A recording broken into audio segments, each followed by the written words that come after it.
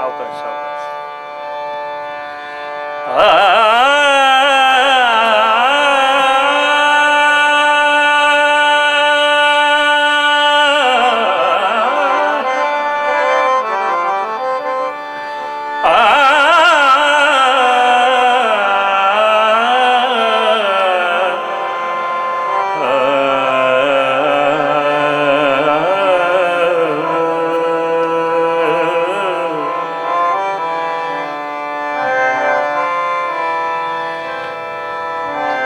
सुरुवातीला जे गाणं आपण ऐकलं, सकाळचा एक राग होता, बैरागी भैरव.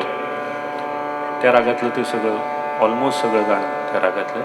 हे राग, हा जो राग आहे तो भिंपलास या रागावरती आधारित सगळं गाणं आहे.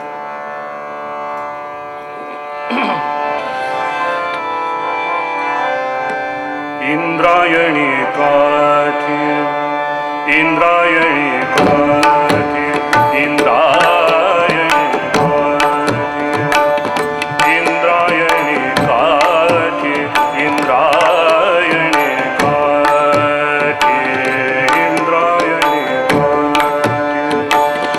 देवाची आनंदी लागणी समाधी, लागणी समाधी, ज्ञानेशाची हो ज्ञानेशाची.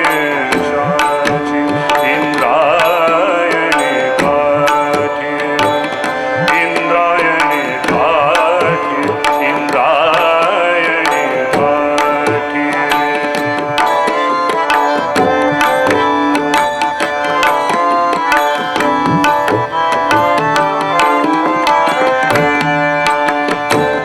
ज्ञानियाचा राजा भोगतो राणीव, ज्ञानियाचा राजा, ज्ञानियाचा राजा, ज्ञानियाचा राजा, ज्ञानियाचा राजा, राजा ज्ञानियाचा राजा भोगतो राणीव, ज्ञानियाचा राजा, ज्ञानियाचा राजा भोगतो राणीव. नाचती वैष्णव, वैष्णव नाचती वैष्णव, नाचती वैष्णव, नाचती वैष्णव. मागे पुढे इंद्रायणी काठी, इंद्रायणी काठी. देवाची आनंदी लागणी समाधी, ज्ञानेशाची हो ज्ञानेशाची. इंद्रायणी काठी, इंद्रायणी काठी, इंद्रायणी काठी.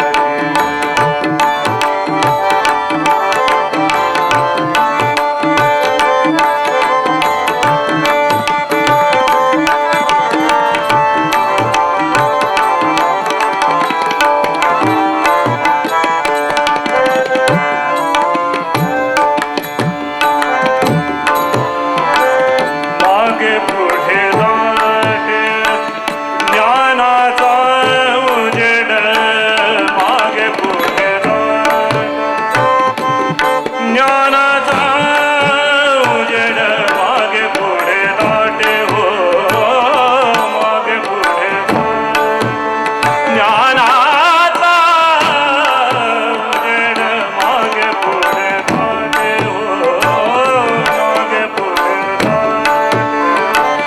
ज्ञानाचा उजेड. अंगणात झाड, अंगणात झाड, कैवल्याचे, कैवल्याचे. इंद्रायणी काठी,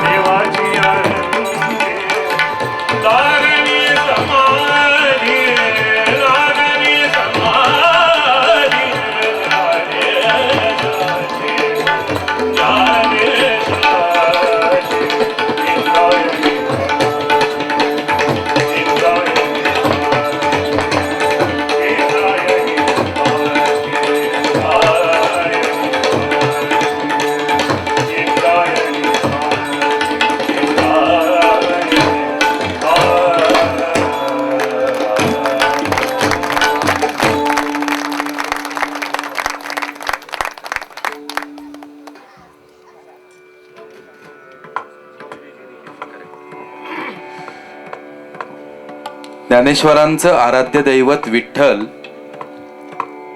आणि हा विठ्ठल म्हणजे अवतार समाप्त झाल्यानंतर दिंडीरवनात आलेला श्रीकृष्ण. आपल्याकडे जाणकार विद्वान सांगतात, देव होण्याचा सतत प्रयत्न करणारा माणूस म्हणजे त्रेतायुगातला राम, आणि माणूस होण्याचा सतत प्रयत्न करणारा देव म्हणजे द्वापार युगातला श्रीकृष्ण. ज्यांनी प्रेम करायला शिकवलं असा देव म्हणजे कृष्ण. कृष्णाच्या आयुष्यातले सर्व घटनाक्रम गुंफून कुसुमाग्रजांनी फार सुंदर कविता केलेली आहे. नरेंद्र बसलाय, आदित्य बसलाय, हे लोक एरवी कार्यक्रम ऐकायला कधी तावडीत सापडत नाहीत, म्हणून जरा ऐकवायचा प्रयत्न करतो. अर्थात त्यांच्या पुढे कारकीर्दपणाला लागण्याची पण रिस्क असू शकते, हरकत नाही. कुसुमाग्रजांच्या जन्मशताब्दी वर्षाची नुकतीच सांगता झाली 27 फेब्रुवारीला. कवींचे कवी कुसुमाग्रज त्यांनी असं म्हटलंय की प्रेम कुणावर करावं, कुणावरही करावं. प्रेम राधेच्या वत्सल स्तनावर करावं, कुब्जेच्या विद्रूप कुबडावर करावं, भीष्म द्रोणांच्या थकलेल्या तीर्थरूप चरणांवर करावं, आणि दुर्योधन कर्णाच्या अपराजित अभिमानी मरणावर करावं. प्रेम कोणावरही करावं.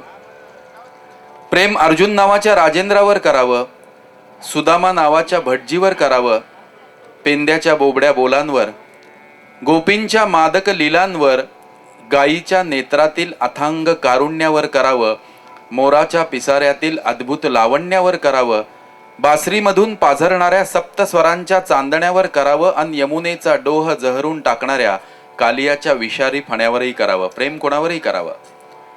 प्रेम रुक्मिणीच्या लालस ओठांवर करावं, वक्रतुंडाच्या हास्यास्पद पोटावर करावं, देवकीच्या आसवांवर, यशोदेच्या दुधावर, बलरामाच्या खांद्यावरील नांगराच्या फाळावर करावं, कंसाच्या काळजातील द्वेषाच्या जाळावर करावं, खडगाच्या पात्यावर करावं, आणि काळजाच्या नात्यावर करावं. प्रेम कोणावरही करावं. प्रेम ज्याला तारायचंय त्याच्यावर तर करावंच, पण ज्याला मारायचंय त्याच्यावरही करावं. कृष्णाने तेच केलं. शिशुपालाला सुद्धा 100 अपराध होण्याच्या आधी सुदर्शन सोडायचा विषय केला नाही त्याने, तोपर्यंत वाट बघितली. प्रेम ज्याला तारायचंय त्याच्यावर तर करावंच, पण ज्याला मारायचंय त्याच्यावरही करावं. प्रेम योगावर करावं, भोगावर करावं, आणि त्याहूनही अधिक ते त्यागावर करावं. प्रेम चारी पुरुषार्थाची झिंग देणाऱ्या जीवनाच्या द्रवावर करावं, आणि पारध्याच्या बाणानं घायाळ होऊन अरण्यात एकाकी पडणाऱ्या स्वतःच्या शवावरही करावं. प्रेम कुणावरही करावं. असं प्रेम करायला शिकवणारा देव म्हणजे कृष्ण, आणि कृष्णाबरोबर आठवण होते, किंबहुना स्मरण केलं जाते ते रुक्मिणी किंवा सत्यभामेचं नाही तर राधेचं. राधा कृष्णाची मंदिर आहेत. ग्रेसांनी फार सुंदर त्याच्यावरती भाष्य केलेलं आहे. माऊलींचाच दृष्टांत त्यांनी एक्सप्लेन करताना म्हटलेलं आहे की कृष्ण कायम रुक्मिणी आणि सत्यभामाची परीक्षा घ्यायचे. कधी जेवणाच्या पानातल्या मिठाच्या निमित्ताने, कधी त्यांची तुला करण्याच्या निमित्ताने, तर कधी स्वर्गातलं एखादं झाड एकीच्या अंगणात आणण्याच्या निमित्ताने. पण ते झाड सुद्धा इतकं हुशार की रुजलं एकीच्या अंगणात आणि फुलं ढाळायला लागलं दुसरीच्या परसामध्ये. पण राधेसाठी कृष्णाला अशा भौतिक गोष्टी कधीच आणाव्या लागल्या नाही, कारण राधा स्वतःच एक कृष्णकळी झालेली होती. राधेचा उल्लेख भागवतातल्या हरिपुराणातल्या 10व्या स्कंदामध्ये आढळतो. म्हणून राधेने व्यासांना उद्देशून खंत व्यक्त केली. जाणकार सांगतात की राधा हा शब्द उच्चारल्यावर त्यांची पण समाधी लागायची. राधा म्हणते, पुरेत मजला माझे आयुष्यभराचे श्वास, ग्रंथ रचियता जगद्गुरु पण मला विसरला व्यास. ती ही राधा आहे. मग त्या राधा कृष्णाच्या प्रेमामध्ये आणखीन एक गोष्ट किंवा व्यक्तीच तिला म्हणू, ती येणारी म्हणजे बासरी. तिला मुरली म्हणतात, वेणू म्हणतात, पावा म्हणतात, अलगुज म्हणतात, काहिला म्हणतात, तुंडकिनी म्हणतात आणि चुक्का म्हणतात. ही बासरीची वेगवेगळी नावं आहेत.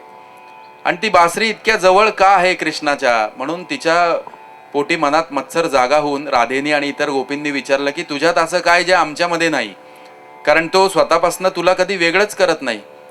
म्हणून बासरीने असं सांगितलं की मी सरळ झाले, आतून पोकळ झाले, माझ्यात कुठलीही गाठ नाही, आणि वैराग्याचा अग्नी घेऊन मी शरीराला 6 छिद्र पाडून घेतली आणि त्यातनं षडविकार षड वैरी जाळून टाकलेले आहेत. आणि त्याचं नामस्मरण घेत घेत त्याच्या पायाशी इतकी मुरली की त्यांनी उचलून घेतलं आणि तिला ओठांशी धरलं. म्हणून भगवंतानी भक्ताला प्रतिष्ठा दिलेलं जगातलं हे पहिलं उदाहरण आहे. ती ही बासरी आहे, ती ही मुरली आहे. म्हणून मग या सगळ्या 3 गोष्टी एकत्र येतात तेव्हा फक्त प्रेम प्रेम आणि प्रेमच राहतं. अनेकांनी याच्यावर भाष्य केलंय. ज्ञानेश्वर माऊलींनी विराण्या लिहिल्यात, नामदेव महाराज, एकनाथ महाराजांनी गवळणी लिहिल्यात आणि नंतरच्या कालखंडातल्या अनेकांनी सुंदर रचना केल्यात. नरेंद्र शर्मांनी लिहिलेली रचना आपण ऐकणार आहोत. खळे काकांनी संगीतबद्ध केलेली, जे आदर्श गुरु सगळ्या संगीतकारांचे, आणि 2 भारतरत्नांनी गायलेली, भीमसेन जोशी आणि लता दीदी, ही रचना आपण ऐकणार आहोत. आदित्यनी पण त्याची फरमाईश केली होती. बाजे मुरलिया बाजे.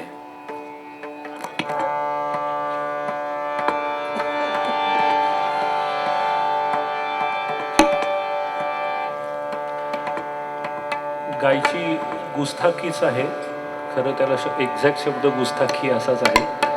कारण एक तर खळे काकाच अशी एक व्यक्ती की जे 2 लोकांना एकत्र आणू शकतात आणि त्यांनी ते केलं. अख्खा एक पूर्ण तेव्हा ती कॅसेट होती, रामश्याम गुणगान, आणि त्याच्यातली 8 गाण्यातली 4 गाणी त्या दोघांनी ड्युएट गायली होती. आणि खरंच त्यांना खूप तेव्हा खळे काकांना कष्ट पडले असणार, कारण खूप वेगळ्या बाजाचं दोघांचंही गाणं आणि त्यात तशी चाल देऊन त्या दोघांकडनं गाऊन घेणे. सगळीच गाणी खूप छान, त्यातलं हे माझं आवडतं.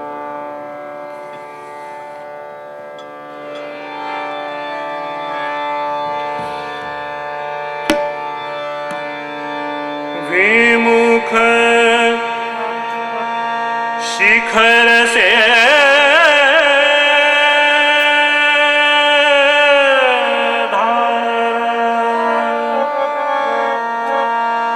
धाये राधा हरि सन्मुख